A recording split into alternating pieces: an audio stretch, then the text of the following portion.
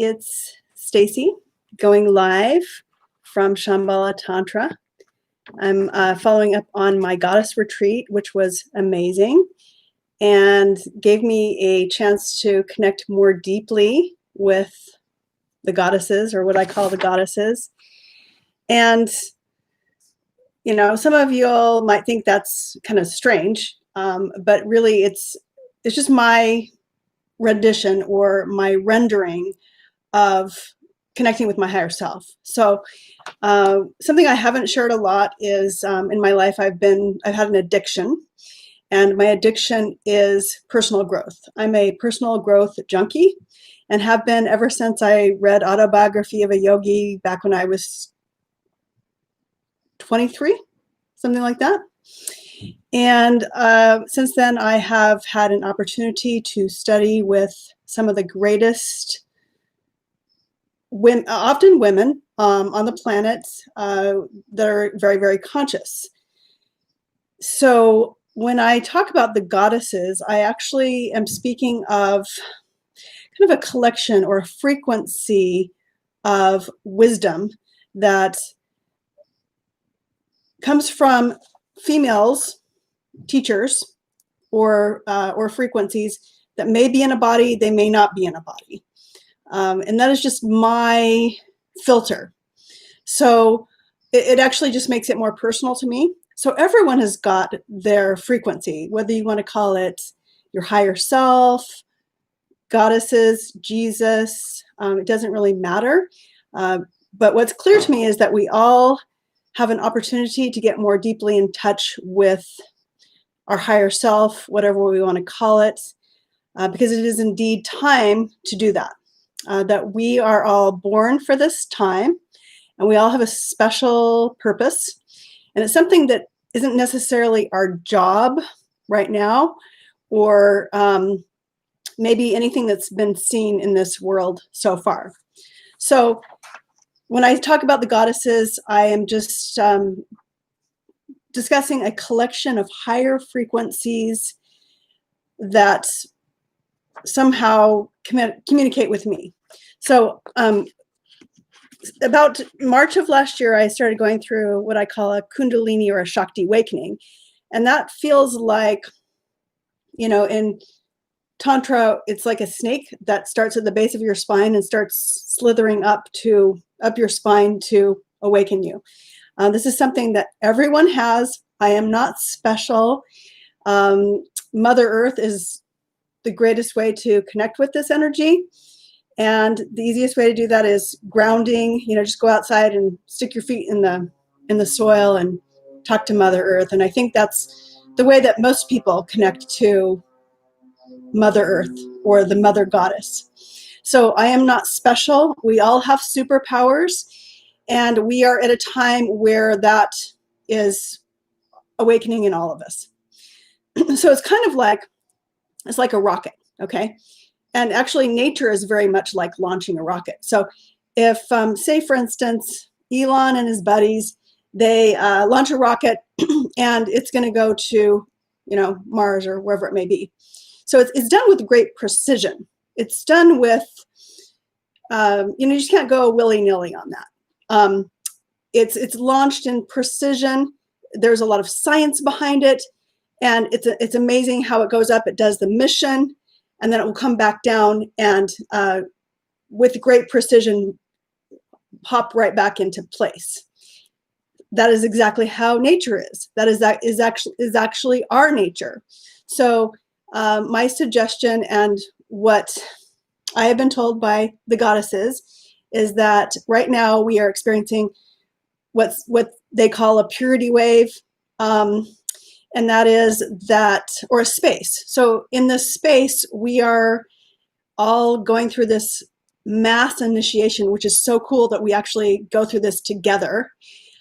This is a space where we get a chance to look at ourselves more deeply and to look at also our society more deeply.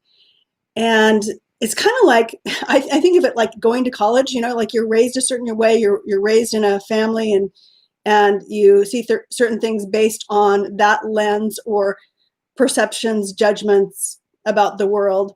And then you go to college and you're like, wow, hey, this person thinks a different way. This person is completely coming from a different angle.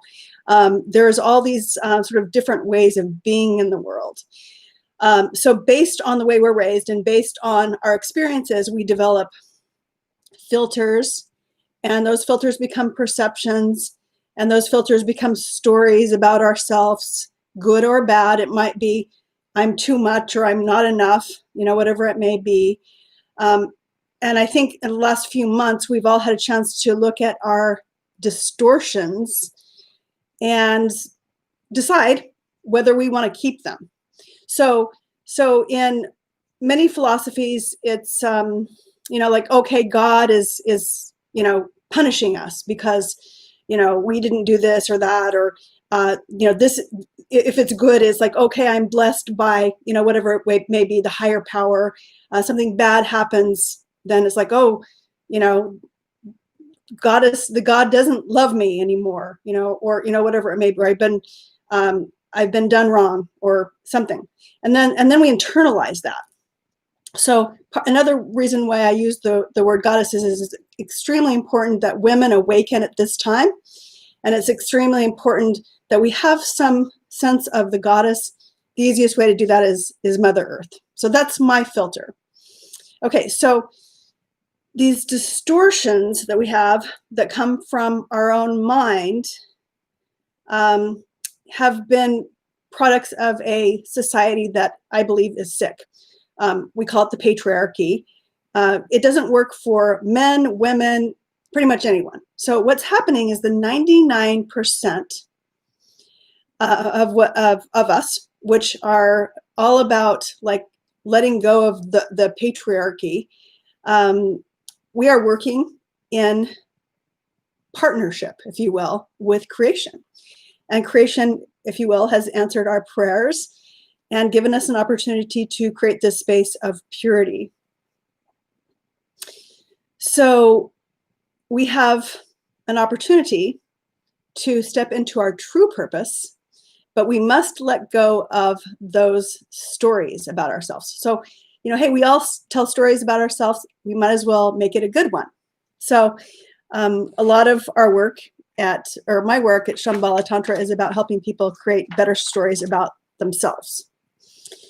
Okay, so our true nature, my true nature, your true nature is pure love. Anything that doesn't align with that is a story that we tell ourselves. So Mother Nature is in perfect precision, and so are we. Tantric principles, tantric practices, things that we share at Shambhala Tantra, and there's a lot of other ways to do this as well, just basically help you get in touch with the frequency.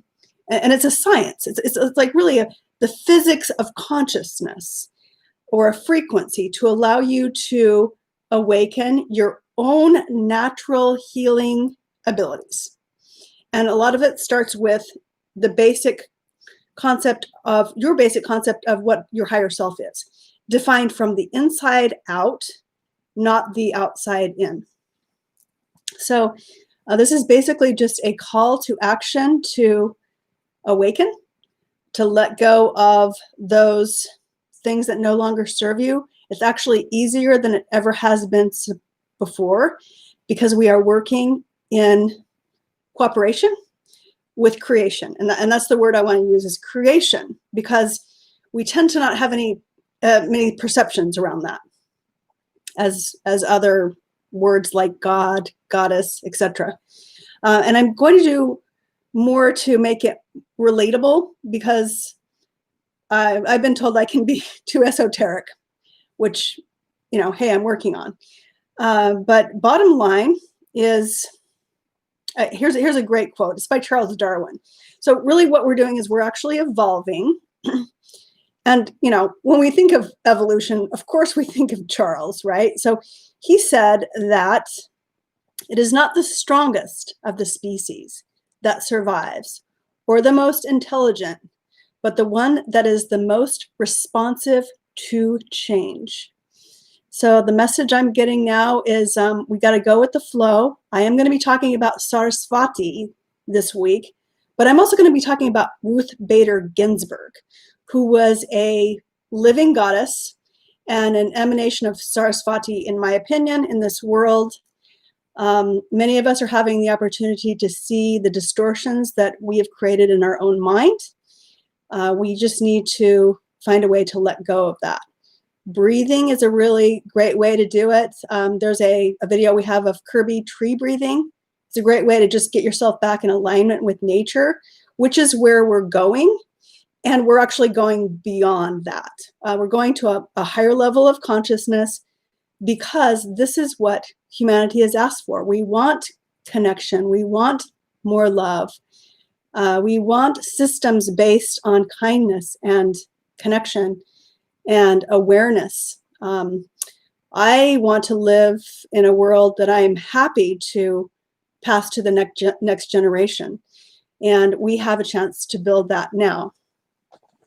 So anyway, I'm just here to inform you that you were born for this time. There's no mistake. You can render yourself on a higher level and honor that and claim your higher self, because it absolutely is real and it absolutely does exist.